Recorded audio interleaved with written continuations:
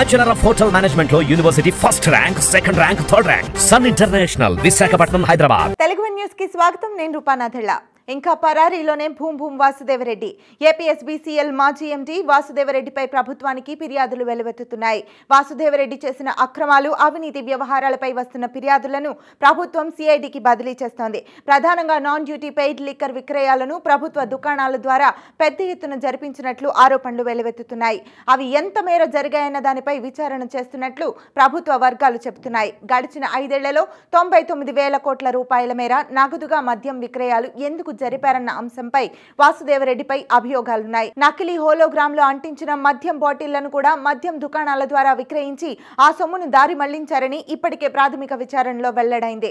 అలాగే ఇతర రాష్ట్రాల నుంచి, డిస్టిలరీల నుంచి అక్రమ మార్గాల్లో వచ్చిన నాన్ డ్యూటీ పెయిడ్ లిక్కర్ వ్యవహారం కూడా వాసుదేవరెడ్డి కనుసన్నల్లో జరిగినట్లు తెలుస్తోంది. వైసీపీ పెద్దల ఆదేశాలకు అనుగుణంగా వాసుదేవరెడ్డి పెద్ద ఎత్తున అక్రమాలకు పాల్పడ్డారని ప్రాథమిక దర్యాప్తులో వెల్లడైందని ప్రభుత్వ వర్గాల ద్వారా తెలుస్తోంది.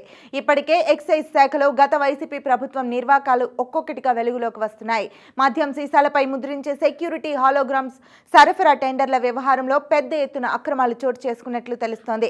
నిబంధనలకు విరుద్ధంగా హోలోగ్రామ్ టెండర్లు చేపట్టినట్లు, ఎక్స్పీరియన్స్ సర్టిఫికెట్లు లేకుండానే టెండర్లు ఇచ్చినట్లు సమాచారం. హోలోగ్రామ్ కంపెనీలకు ఏపీఎస్బీసీఎల్ మాజీ ఎండీ వాసుదేవరెడ్డి ఇష్టారీతిగా నిబంధనలను తొంగలో తొక్కి మరీ టెండర్లు కట్టబెట్టినట్లు ఇప్పటికే విచారణలో వెల్లడైంది. మరోవైపు ప్రభుత్వానికి రిపోర్టు చేయకుండా వాసుదేవరెడ్డి ఇప్పటికీ పరారీలోనే ఉన్నారు. సిఐడి ఇచ్చిన 41A నోటీసు ద్వారా విచారణకు వాసుదేవరెడ్డి గైర్హాజరయ్యారు. దాదాపు 2 నెలలుగా ఆయన పరారీలోనే ఉన్నారు.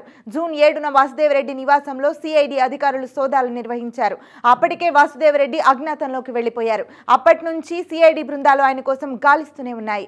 జగన్ ప్రభుత్వ పెద్దలు, వైసీపీ ముఖ్య నాయకులు సూత్రధారులుగా సాగించిన మద్యం కుంభకోణంలో ఏపీఎస్బీసీఎల్ మాజీ ఎండీ వాసుదేవరెడ్డి కీలక పాత్రధారిగా ఉన్నారు.